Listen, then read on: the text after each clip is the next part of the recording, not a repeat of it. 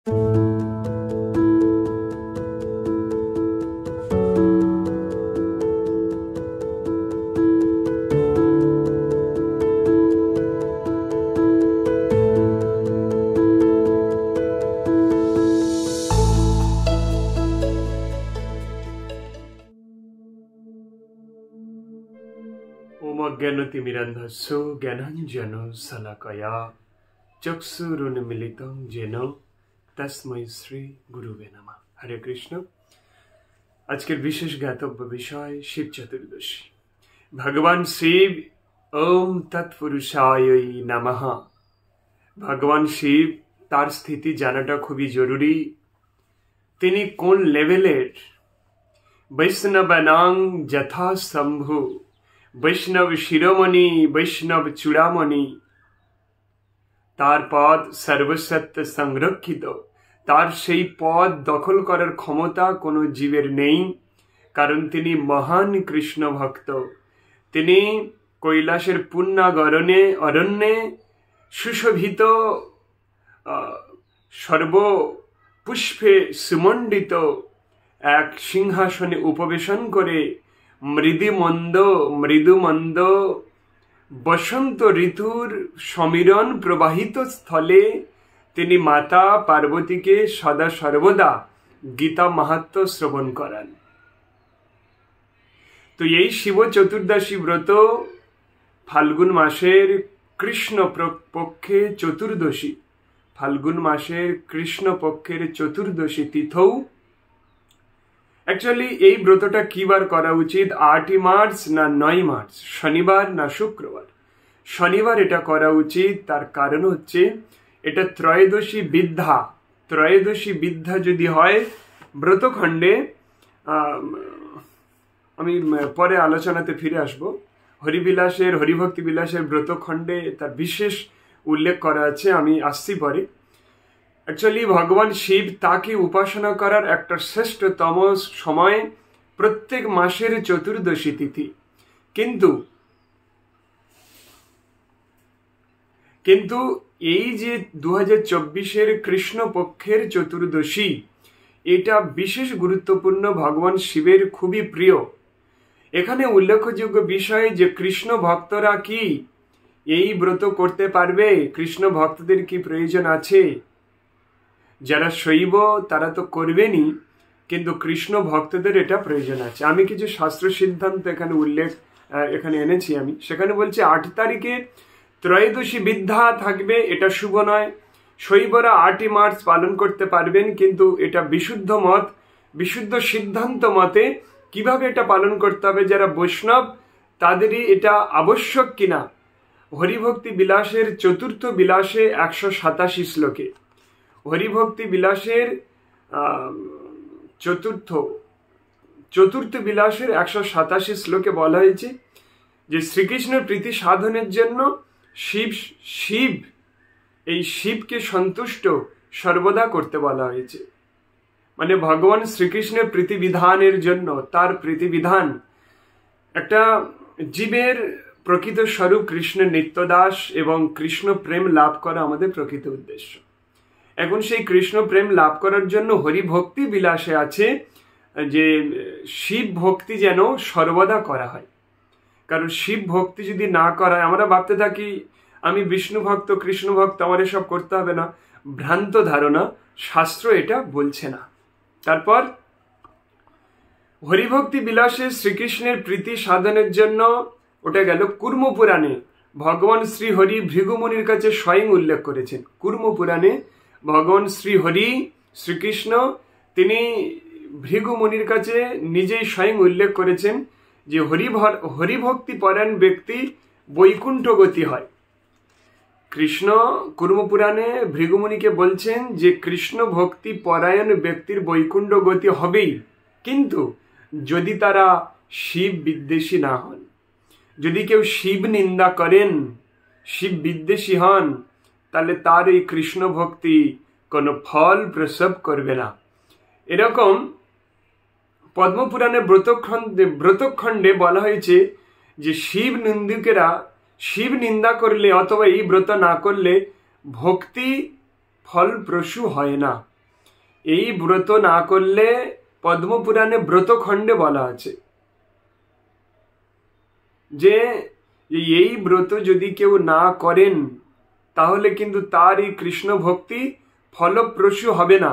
এবং পদ্মপুরাণে ব্রতখণ্ডে আরো বলা আছে, যারা দেবদেবীর উপাসক সূর্য পূজা করুক, তারা দেবদেবীর উপাসক হোক, সূর্য দেবীর উপাসক হোক, কৃষ্ণের উপাসক হোক, যে কোনো দেব দেবতার উপাসক হোক না কেন, তারা যদি শিব বিমুখ হন, যদি এই চতুর্দশী ব্রত পালন না করেন, তাহলে ওই ব্রতের ফল প্রসব করবে না। আচ্ছা, তারপর বলছে যে এই শিব বিমুখ হলে কৃত পূজা অর্চনা ফলপ্রসূ হয় না। সে যা পূজা অর্চনা করেছে তার ফলপ্রসূ হবে না। তিনি বলছেন, সেখানে বলছেন যে শিব বৈষ্ণব প্রাধান্য শ্রেষ্ঠা, বৈষ্ণব প্রাধান্য শ্রেষ্ঠা হিসাবে শ্রেষ্ঠতর তিনি বৈষ্ণবদের মধ্যে। বৈষ্ণবানাং যথাসম্ভু, তাই তার পূজা অতীব জরুরি। হৌশরীশ পঞ্চরাত্রিতে বলা আছে যে তিনি বৈষ্ণব শ্রেষ্ঠা, বৈষ্ণব শ্রেষ্ঠ, তাকে পূজা করা খুবই জরুরি। ভাগবত মহাপুরাণ, অষ্টাদশ পুরাণের মধ্যে শ্রীমদ্ ভাগবত অমল পুরাণ মহাপুরাণ, সেখানে দ্বাদশ অধ্যায়ে দ্বাদশ স্কন্ধে ত্রয়োদশ অধ্যায়ে ষোড়শ শ্লোকে বলা হয়েছে, নিম্ন গামন যথা গঙ্গা দেবনম অচ্যুত যথা বৈষ্ণবনাং যথা শম্ভু। অর্থাৎ বৈষ্ণব, তিনি বৈষ্ণব শিরোমণি, তিনি বৈষ্ণবের শ্রেষ্ঠ, হ্যাঁ, বৈষ্ণব শিরোমণি, বৈষ্ণবনাং যথা শম্ভু, বৈষ্ণব চূড়ামণি, যিনি তার জটাতে মাতা গঙ্গাকে ধারণ করে রেখেছিলেন, সেই বৈষ্ণবকে অবশ্যই, সেই শিবকে অবশ্যই সেবা করা জরুরি, কর্তব্য।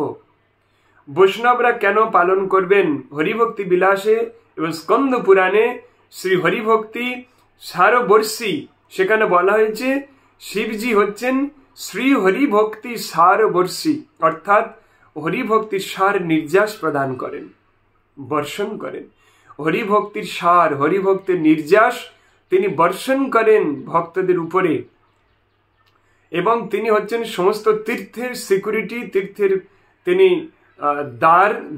দারোয়ানের মতো কাজ করেন, তীর্থের রক্ষক। যদি কেউ তীর্থ ভ্রমণ করেন, এদিকে শিব বিদ্বেষী, তিনি তীর্থে যাবেন না, তীর্থের আবরণে যাবেন। দেখেছেন পুরীতে গিয়ে মদ খেয়ে আর পুরীর সমুদ্রে হাবুডুবু, এটা তীর্থ ভ্রমণ নয়।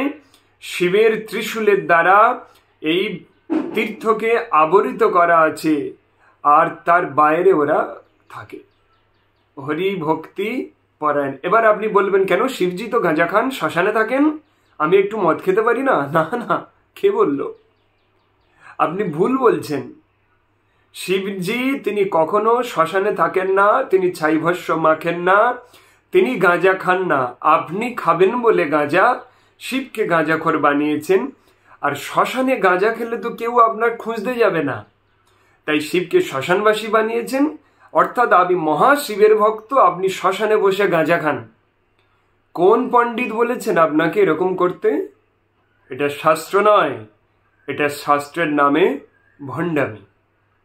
শিবের গায়ের যে ধুলো ভস্য, ওটা শ্মশানের নয়, তার কাম ও ক্রোধ সব তার সাধনার এই গীতার জ্ঞানের মাধ্যমে সব পুড়িয়ে দিয়ে এই লোমকূপ থেকে বাইরে বের করে দিয়েছেন।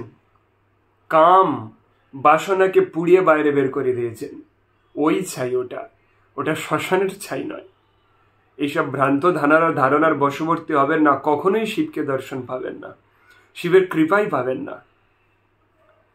তারপর বলছে শৈবরা প্রতি মাসে চতুর্দশীতে এটা করতে পারে, করে। অ্যাকচুয়ালি আমি ওখানে একটু ফিরে আসি। 8 মার্চ এবং 9 মার্চ ত্রয়োদশী বৃদ্ধা কোনো ব্রত বা দশমী বৃদ্ধা কোনো ব্রত, একাদশী, সেটা করা যায় না। পরের দিন পঞ্চমী ধরে বা একাদশীতে পরের দিন দ্বাদশী ধরে এই ব্রত করা যায়, ও ফল প্রসব করে। কিন্তু ত্রয়োদশী আর দশমী বিদ্যা হলে 1% ফল প্রসব করবে না, ভস্যে ঘি ঢালার মতো অবস্থা হবে। তাই স্কন্দ পুরাণে, হ্যাঁ, এইসব বিভিন্ন পুরাণের সব উল্লেখ করা আছে, আমি পয়েন্টগুলো সব তুলে রেখেছি। অর্থাৎ এই দশমী বিদ্যা এটা করা যাবে না। এই প্রসঙ্গে আরো সব রয়েছে।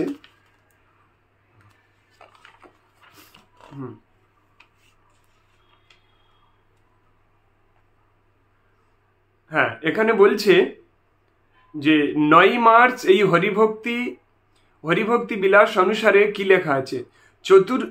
হরিভক্তি বিলাসে চতুর্দশ বিলাসে 69 শ্লোকে বলা আছে 2 দিন ব্যাপী প্রদোষ ব্যাপিনী চতুর্দশী হলে সেটি দোষযুক্ত। হ্যাঁ, অন্য উপাসকেরা সেটা পালন করতে পারেন, কিন্তু কৃষ্ণ ভক্তি পরায়ণ ব্যক্তিরা সেটা করতে পারেন না। কিন্তু সবাইয়ের জন্য এই প্রদোষ ব্যাপিনী চতুর্দশী ব্রত করা সবার পক্ষে উচিত নয়। প্রদোষ ব্যাপিনী অর্থাৎ 2 দিন ধরে যে চতুর্দশী ব্রত চলছে তার আগের সময়টাতে তাহলে কিন্তু ত্রয়োদশী টাচ করে থাকবে, তাহলে এই ব্রত শুদ্ধ নয়, সাত্ত্বিক নয়, এটা করা যাবে না, এটা দোষযুক্ত। কিন্তু যারা শুধু শৈব তারা এটা করতে পারেন, কারণ তারা তমগুণে তো থাকেন। শিবজি তো তমগুণের ঈশ্বর। শিবজিকে তমগুণে সাধনা করলে মুক্তির পদ নেই, শিবজিকে সত্যগুণে পূজা করতে হয়। শিবজি ভগবানের অংশ, কিন্তু সেটা তমগুণের।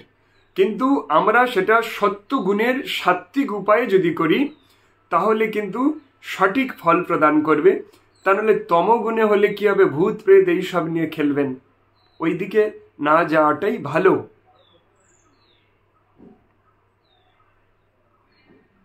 এবং পদ্মপুরাণের স্বর্গখণ্ডে ওটা বলা আছে, এবং ব্রহ্মখণ্ডেও একই কথা বলা আছে যে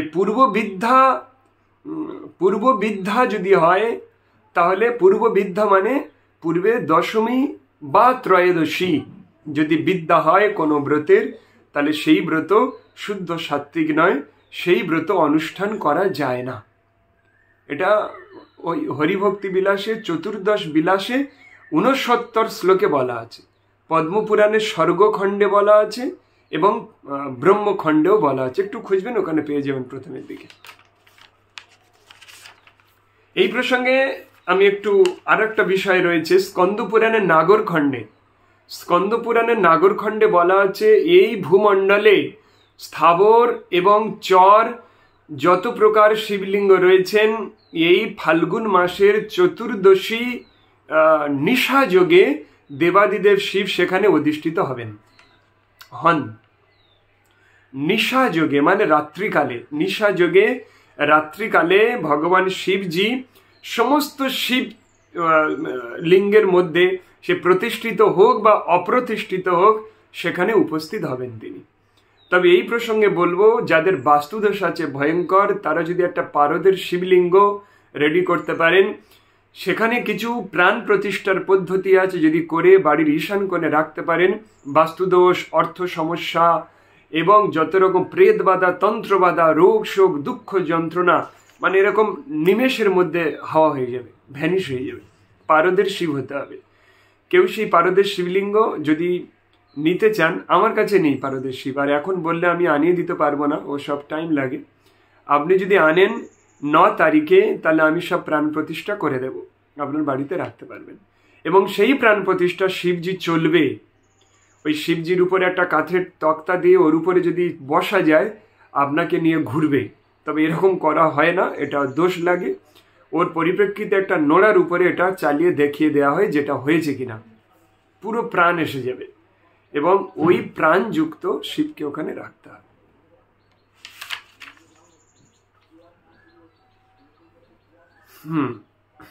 এবার আমি একটা ছোট্ট কাহিনী বলবো যে শিবের কৃপা কেমন হয়, তারপর আমি বিভিন্ন মন্ত্র, অভিষেক মন্ত্র, এটা ওটা সেটা, সেগুলো আমি বলবো। এক ব্রাহ্মণ, তিনি ভগবান শিবকে অর্চনা করে, পূজা করে, তাকে সন্তুষ্ট করে, তার দর্শন লাভ করেন এবং তিনি ভগবান শিবের কাছে প্রার্থনা করেন যে আমি এই জগতের শ্রেষ্ঠ ধন লাভ করতে চাই। তাই তিনি বললেন যে বৃন্দাবনে ষড়গোস্বামী শ্রীরূপ শ্রী সনাতন ভট্ট রঘুনাথ, শ্রীজীব গোপাল ভট্ট দাস রঘুনাথ, এই ষড়গোস্বামীর একজন সনাতন গোস্বামী, তার কাছে চলে যাও, এই জগতের শ্রেষ্ঠ ধন ওনার কাছে লুক্কায়িত আছে। তো উনি যান, গিয়ে বললেন ভগবান শিব যে আমার কাছে পাঠিয়েছেন। তিনি ভাবছেন তো আমার তো এখন কিছু নেই, একটা সময় 7 ডিঙা সোনা ছিল, রাজা হুসেন শাহ আমাদেরকে কিনে নিয়েছিলেন 7 ডিঙা স্বর্ণ মুদ্রা দিয়ে। তো এখন তৎকাল সমাজের ওনারা দুই ভাই রূপ সনাতন বিদগ্ধ পণ্ডিত, যাদের রচিত কিছু গ্রন্থ এখনো বৃন্দাবনে সমাধিস্থ রাখা আছে। সেটা কি ভাষাতে লেখা আছে এখনকার পণ্ডিতরা বুঝতে পাচ্ছেন না এবং উদ্ধার করতে পাচ্ছেন না। সেই জায়গার নাম গ্রন্থ সমাধি, অক্ষত অবস্থায় সেটাই সেখানে রয়েছে। তো যাই হোক, সনাতন গোস্বামীকে প্রশ্ন করেন যে আপনার কাছে যে লুক্কায়িত শ্রেষ্ঠ ধন আমাকে দিয়ে দিন, শিবজি বলেছেন।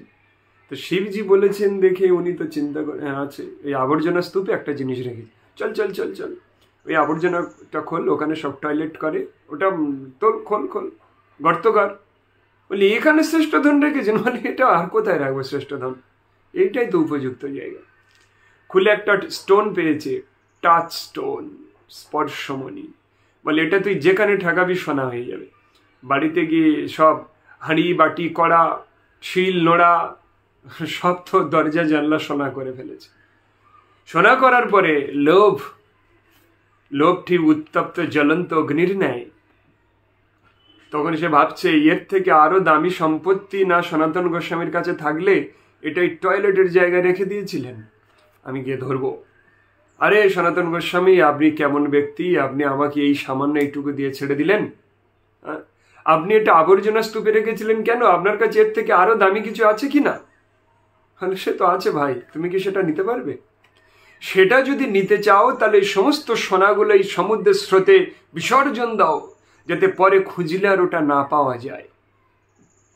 তোমার এই রাজ বস্ত্র পরিত্যাগ করো, আমার মতো এইরকম জীবন অতিবাহিত করো, সিম্পল লিভিং।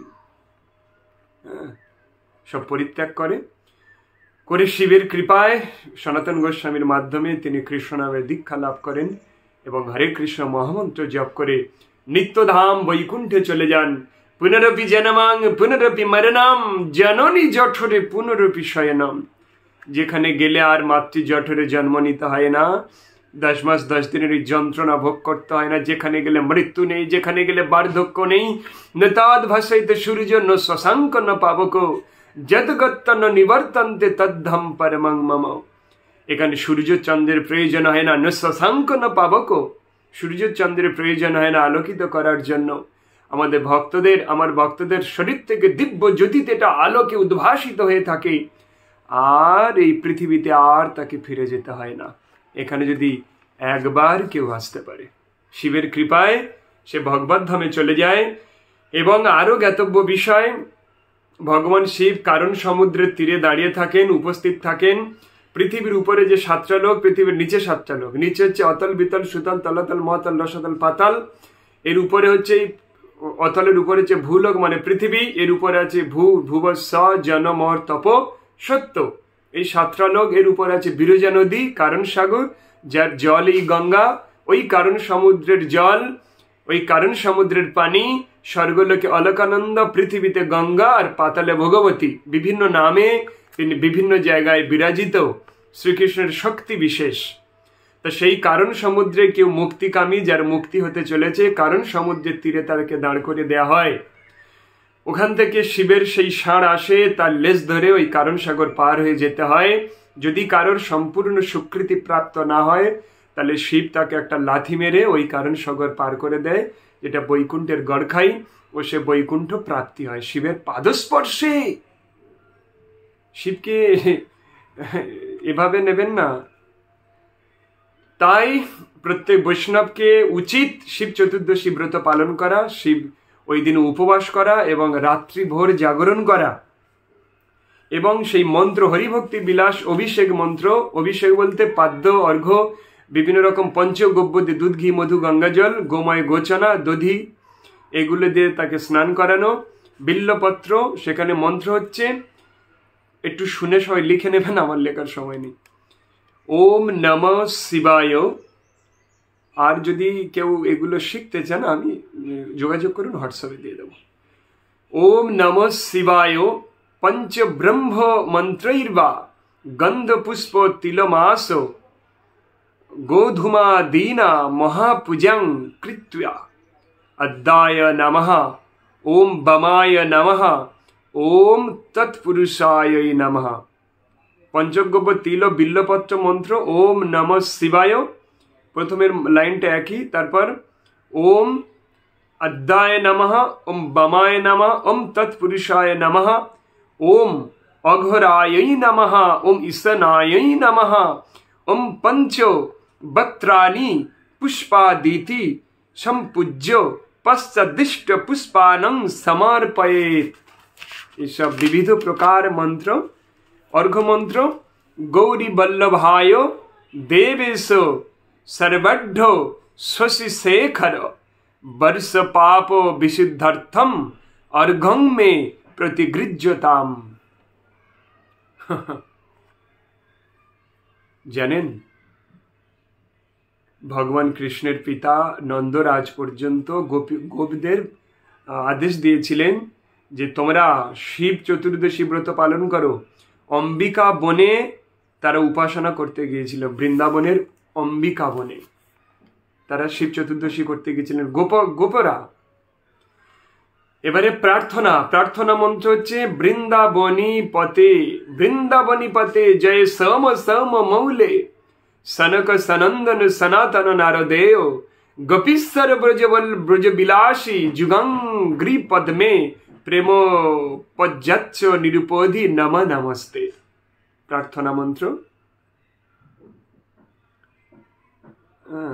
তারপরে হচ্ছে হে বৃন্দাবনের দ্বার রক্ষী, হে সোম আপনার জয় হোক, ওর মানে ওটা। তারপর হচ্ছে চারটে প্রহরে আপনি কি কি দিয়ে অভিষেক করবেন। প্রথম প্রহরে, রাতটা 4 প্রহরে আছে না, 4টে প্রহর। প্রথম প্রহরে দুধ দিয়ে অভিষেক করতে হবে, মন্ত্র ওম নমঃ শিবায় 108 বার কমসে কম। দ্বিতীয় প্রহরে দই দিয়ে ওম শঙ্করায় নমঃ। তৃতীয় প্রহরে ঘি দিয়ে ওম মহেশ্বরায় নমঃ। চতুর্থ প্রহরে মধু দিয়ে ওম রুদ্রায় নমঃ। এবার টাইমটা বলে দিই, কোন টাইমে কখন এটা করতে হবে।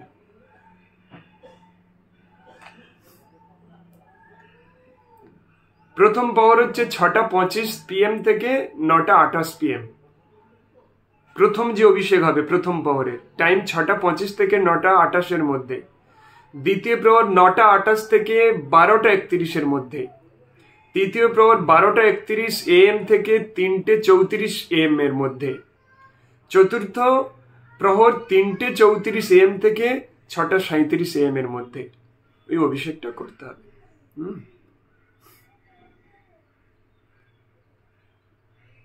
এবং নিশীথ পূজার সময় ওই যে অর্চন করলেন, এবার পূজা। প্রথম প্রহর 5:43 থেকে 8:45 PM। দ্বিতীয় প্রহর 8:45 থেকে 11:45, 11:47। তৃতীয় প্রহর 11:47 থেকে 2:49 AM। চতুর্থ প্রহর 2:49 AM থেকে 5:51 AM। এই সিস্টেমে করুন, শিবজির কৃপায় তাকে দর্শন করার সৌভাগ্য লাভ করতে পারেন আপনারা। হরে কৃষ্ণ। এটা বিশেষ সিস্টেম, এটা পালন করুন, জীবন চেঞ্জ হবে। হরে কৃষ্ণ।